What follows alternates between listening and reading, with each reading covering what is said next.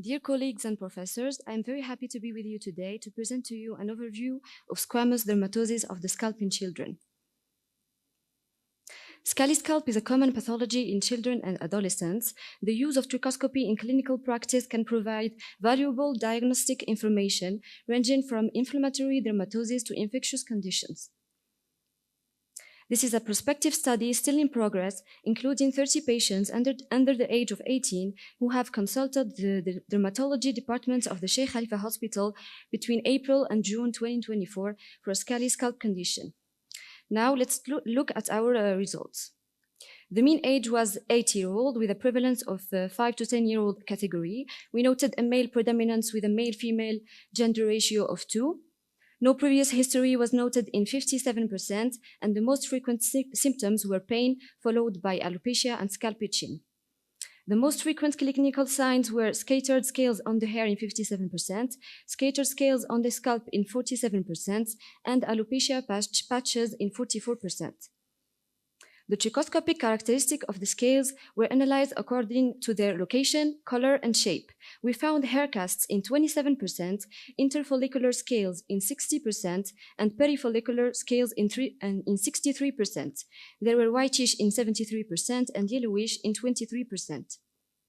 The scales were thick in 43%, thin in 57%, adherent in 47%, and non-adherent in 53%. We also analyzed hair shaft abnormalities, the most frequent being broken hair in 26%, comma hair in 16%, and black dots in 18%. Tinea capitis was then diagnosed in 56% of cases, psoriasis was found in 18%, and traction, alopecia, and seborrheic dermatitis each in 6%. Now, let's take a look at a few cases of our series. Let's start with this case of a 5-year-old boy who presented with multiple non-itchy scaly patches of the scalp, evolving for 2 months. This clinical presentation led us to suspect tinea capitis. However, dermoscopy revealed thick, adherent, whitish scales covering the dermoscopic field along with a positive auspice sign, which corrected the diagnosis to plaque psoriasis of the scalp.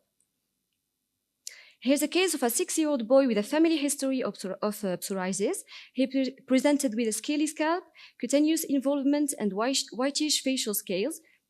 Dermoscopy revealed adherent perifollicular and interfollicular scales, a positive auspice sign on scraping, and peripillar casts on the neck and face. We suspected a psoriasis associated to a pityriasis follicularum. Let's move on to another case involving a 15-year-old patient with a single scaly patch, which initially led us to suspect psoriasis. Dermoscopy revealed perifollicular and interfollicular scales, along with broken hair, corkscrew hair, and black dots, which led us to the correct diagnosis of tinea capitis. Now let's look at this interesting case of a 4-year-old child.